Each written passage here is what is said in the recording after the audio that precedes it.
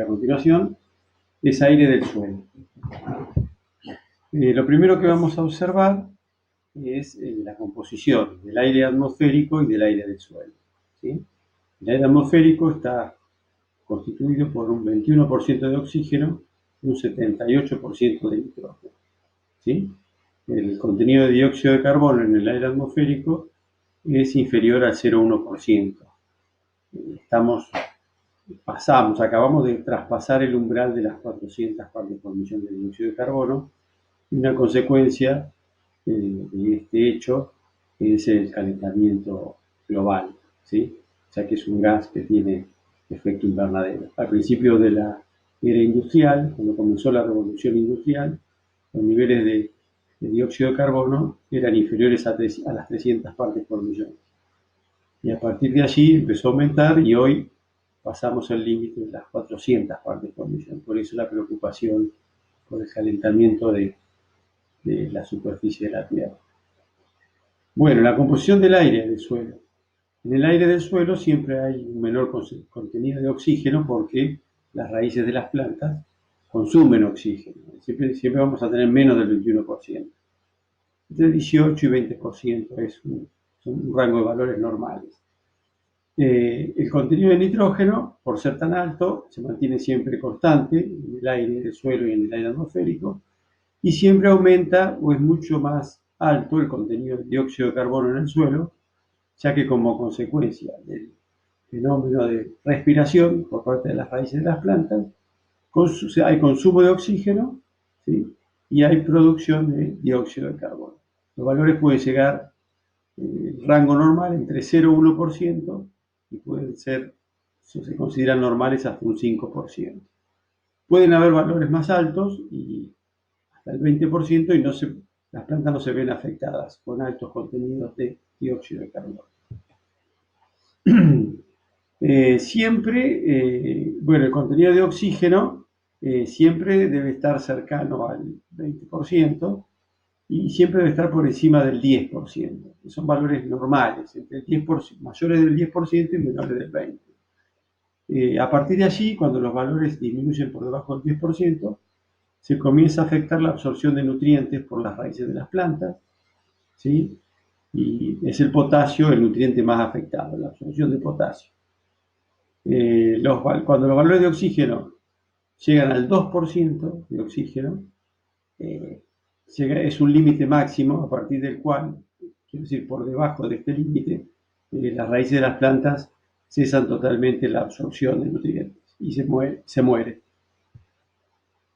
En esta diapositiva se puede ver que el potasio es el nutriente más afectado, la absorción de potasio, después le continúa en orden de importancia la absorción de calcio, luego la absorción de magnesio, nitrógeno y por último fósforo. Fíjense, son 5 nutrientes, son 5 macronutrientes. El total de macronutrientes son 6. Falta un macronutriente en esta escala, ¿sí? El único que está faltando es el azufre. El azufre es el único de los macronutrientes cuya absorción nutricional, la absorción de este nutriente, no se ve afectada por la falta de oxígeno, al menos en forma directa, ¿sí? Sí está afectado en forma indirecta. Pero de los 6 macronutrientes, lo que es importante saber, de los 6 macronutrientes, 5 se encuentran afectados, la absorción de 5 macronutrientes se encuentra afectada por niveles bajos de oxígeno, por debajo del 10%. Y recuerden, cuando se llega al 2%, cesa totalmente la absorción de nutrientes. Siempre que aumente el contenido de oxígeno, o siempre que disminuye el contenido de oxígeno, aumenta el contenido de dióxido de carbono. ¿Sí? Lo digo de nuevo para que quede claro. Si el contenido de oxígeno aumenta, disminuye el contenido de dióxido de carbono. Si el contenido de dióxido de carbono aumenta, disminuye el contenido de oxígeno. Siempre se da este efecto, ¿sí? Uno depende del otro, y es inversamente proporcional. Hay que tener en cuenta que no es el exceso de dióxido de carbono el que daña las plantas. El exceso de dióxido de carbono no daña las plantas. Las plantas toleran hasta un 20% de dióxido de carbono, lo cual en la realidad En condiciones normales nunca se alcanzan valores tan altos, pero sí se ve afectado el desarrollo de las plantas por la falta de oxígeno, que en la práctica muchas veces hay falta de oxígeno, sobre todo en suelos inundados. Bueno, en este gráfico podemos ver el contenido de oxígeno versus el contenido de dióxido de carbono. Tenemos dos gráficos. El de la izquierda, que llega es una profundidad del suelo de hasta 30 centímetros, y el de la derecha, el gráfico de la derecha, una profundidad del suelo hasta 90 centímetros. ¿Sí? Y vamos a ver líneas punteadas, unas líneas que son punteadas y otras líneas que son continuas. Las líneas punteadas corresponden a un suelo de textura gruesa, franco-arenoso, mientras que las líneas continuas corresponden a un suelo de textura más fina, rico en arcilla, un suelo franco-arcilloso. Entonces lo que vemos que en los dos gráficos, ¿no? La parte de arriba de los gráficos corresponde a los niveles de oxígeno y la parte de abajo corresponde a los niveles de dióxido de carbono. Vemos lo siguiente. Primero que el suelo de textura fina, el franco-arcilloso, la línea continua, produce mayores, vemos, los puntos de inflexión en la curva son más pronunciados. ¿Sí?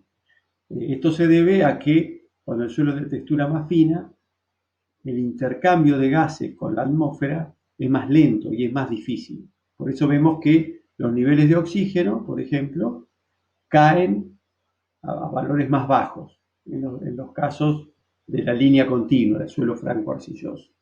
Y vemos también, por ejemplo, fíjense en la parte de arriba del gráfico, se refiere a los niveles de oxígeno.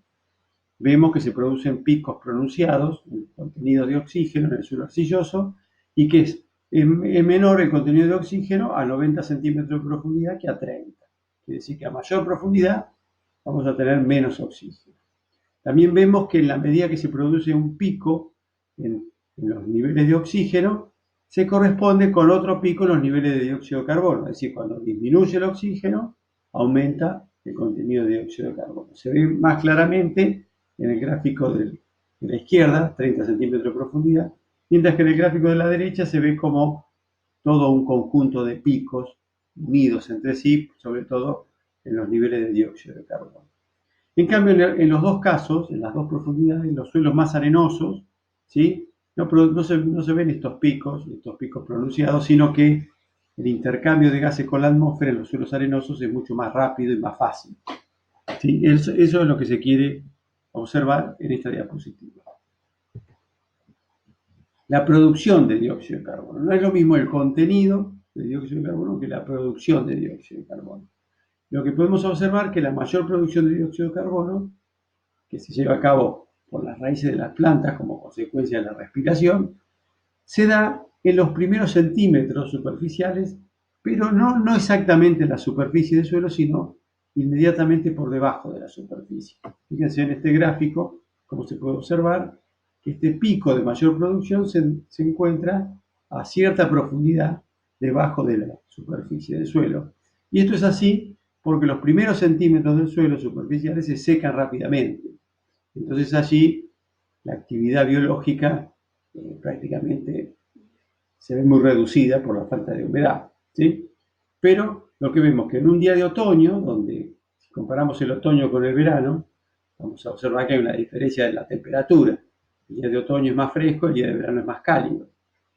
Si esto lo acompañamos con un buen nivel de humedad, bueno, en el verano, donde hay más temperatura y si hay buenas condiciones de humedad, hay una mayor actividad biológica, una mayor producción de dióxido de carbono. Esto es producción, no contenido, producción de dióxido de carbono. Se debe a la actividad biológica, la respiración de los microorganismos y de las raíces de las plantas. ¿Sí? Entonces, si comparamos el otoño con el verano, vemos que en el verano la actividad biológica es más intensa y el pico de producción de dióxido de carbono es más pronunciado. Depende mucho de la temperatura. Fíjense que para conservar los alimentos, generalmente los conservamos en la heladera a una temperatura baja. Se considera que los 5 grados centígrados es el cero biológico. Quiere decir que siempre la temperatura de la heladera es menor a los 5 grados porque, bueno, a esa temperatura la actividad biológica de los microorganismos principalmente se detiene prácticamente. ¿sí? Entonces esto pasa lo mismo. Comparamos el otoño o el invierno versus el verano. En el verano hay mayor temperatura, condiciones de humedad, mayor actividad biológica. Algunas generalidades. Podemos decir lo siguiente. En igualdad de condiciones, el contenido de dióxido de carbono será mayor en un suelo húmedo que en un suelo seco debido a una menor tasa de difusión. Tenemos este gráfico para explicarlo. Si comparamos el mismo suelo, ¿no? El mismo suelo húmedo, con agua, con humedad y seco. ¿Qué pasa? En el suelo seco hay una mayor proporción del espacio poroso que está ocupada por el aire, porque bueno, al no tener el espacio poroso, al no estar ocupado por agua, ¿sí? Está ocupado por aire. Cuando hay mayor proporción de aire en el suelo, la tasa de difusión de oxígeno y de dióxido de carbono es más rápida, entonces voy a tener en el suelo seco mayor contenido de oxígeno, ¿sí? Que en el suelo que está húmedo. Y si hay mayor contenido de oxígeno, voy a tener menor contenido de dióxido de carbono. El contenido de dióxido de carbono será mayor en un suelo con vegetación abundante si lo comparamos con ese mismo suelo después que matamos a esa vegetación con un herbicida, ¿sí? Y también dice otra de estas sentencias, que el contenido de dióxido de carbono será mayor en el suelo subsuperficial, el cual generalmente presenta un mayor contenido de humedad. Y lo vemos con estos gráficos, ¿sí? En el primero, si yo comparo un suelo con vegetación, ¿sí? Y el mismo suelo sin vegetación, bueno, el suelo que tiene vegetación, que sostiene la vegetación, hay consumo de oxígeno por las raíces de las plantas, por la respiración, en consecuencia va a tener menos contenido de oxígeno que el suelo sin vegetación. Si hay menos contenido de oxígeno, va a haber un mayor contenido de dióxido de carbono.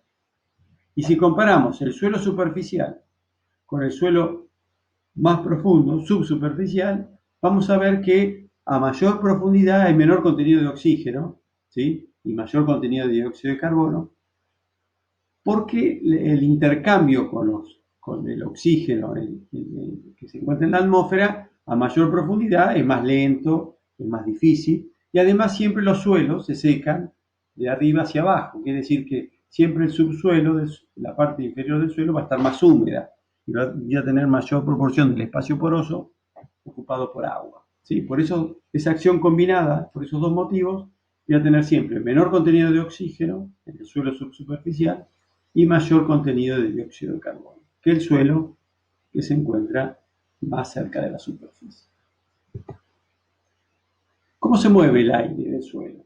Cuando vimos el tema agua, yo les comentaba que el agua del suelo se mueve, el agua fluye, ¿sí?